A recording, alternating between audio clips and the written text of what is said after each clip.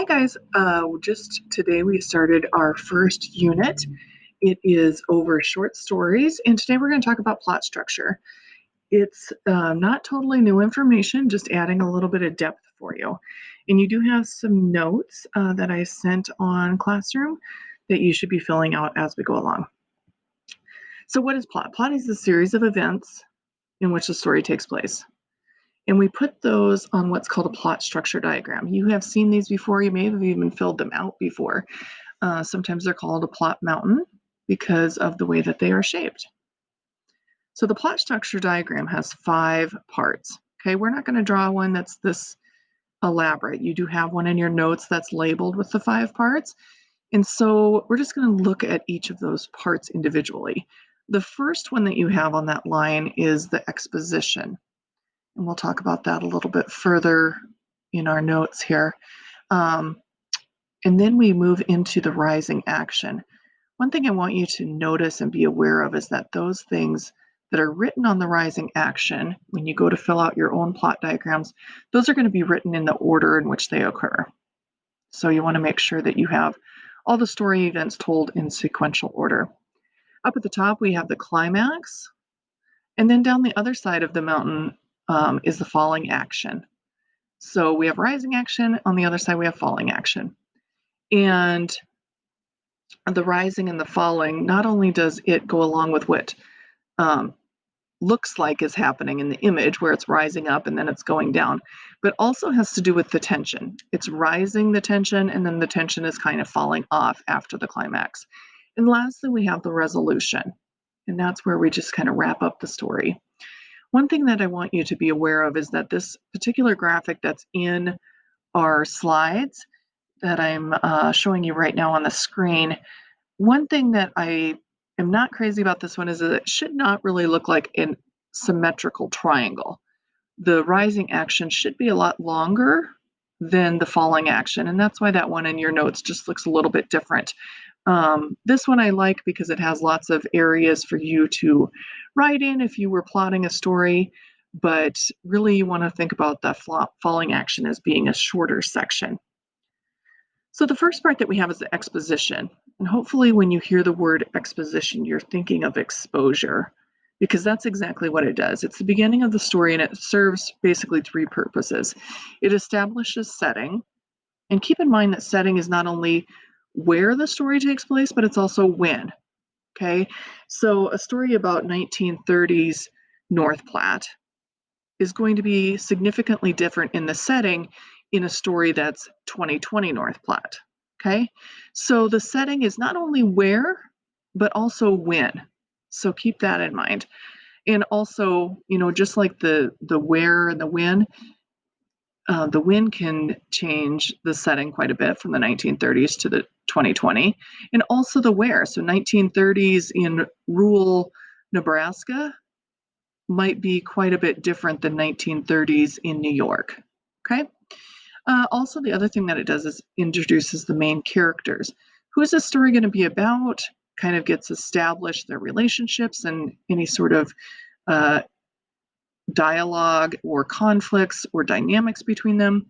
And it also reveals any sort of conflict. What is the problem? And conflicts can be a variety. They could be man versus man, where it's actually one person versus another. You can have internal conflicts. Sometimes we talk about that being the devil and the angel on your shoulder when you're trying to make a decision. It's a man versus self. You're kind of fighting with yourself about what you should do. We also have man versus nature. So if you're ever reading a story that takes place maybe in a shipwreck or a snowstorm or something like that, or a rock climber that gets stuck in a boulder, like the movie 127 Hours, which is based on the book Between a Rock and a Hard Place, that would be a man versus nature example. We also have man versus society, where maybe they're trying to change something in society. So if you were reading a story about the civil rights movement, for example, that would be people working to change something, a norm or kind of a rule in society, and they're trying to change that. And then we also have a man versus technology, and that is maybe a story where robots, excuse me, are taking over the world. So within the conflict, that's the struggle between two forces. Those two forces are a protagonist and antagonist. If you are interested in how words work and how they're put together, that middle section, that root, that agon, that is Greek, and it means a contest or a struggle. So we have a protagonist and an antagonist. If you're anti something, you're against it, and if you're pro, you're for.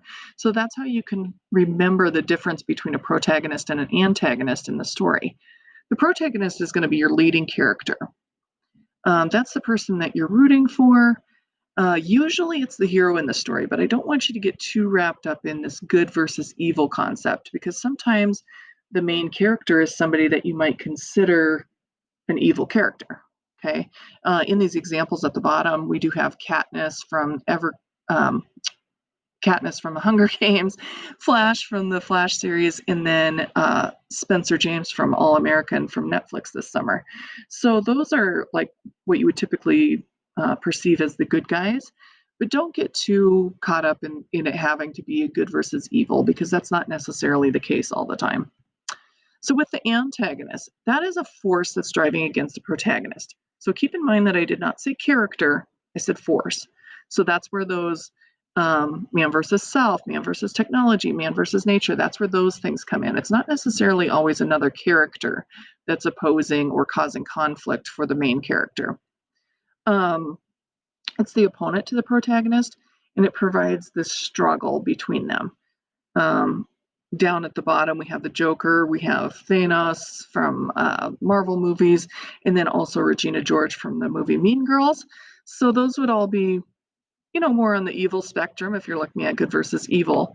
But again, they don't have to be a person, and not always a good versus bad or good versus evil. In the rising action that comes after the exposition, that's when the conflict develops in the story. Make sure that those are in order. Like I said earlier, it's the longest section, and it's the longest because it's building up tension. We get to the climax. That's the turning point in the story. It's the highest tension or the biggest suspense. It's basically the pinnacle where things can go one direction or another. If you were watching a romantic comedy, this would be the point where the girl finds out that she was only invited to the dance by the popular boy because it was a bet. And that rising action would be where he realizes that she's actually really cool, but he's feeling conflicted because he invited her to the prom or whatever, just based on a bet. And the climax would be where she finds out about that plot. Falling action, that shows all the results of the climax. There's a lessening of tension. It's a shorter section. Again, the things have to be in order. This is where you find out, does the girl get revenge on maybe the popular group, or does she forgive the guy and they start dating? What happens here? What are the results from whatever that climax was?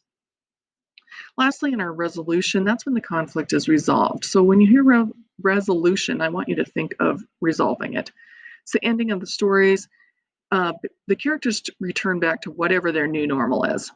There's no release of emotion for the reader. That's where you're done ugly crying and you kind of are like, okay. And the meaning is to tie up any loose ends, but we know that sometimes the author or the director of the movie is going to leave us with a cliffhanger, especially if it's a book series that's coming out. So that is just kind of an overview of plot structure. If you have any questions about this presentation or any follow-up things that you're not quite sure about, be sure to reach out to me on email or join that Remind group. That's a perfect way for you just to text me, and I won't have your number, you won't have my number. Works perfect, okay? At the bottom of your notes, I do want you to summarize what you know about plot structure. So basically what I want you to think about there is, if your classmate asked what you did in class and you said, we studied plot structure, what would you tell them? How would you define that? All right, again, if you have any questions, please reach out and I will be speaking to you soon.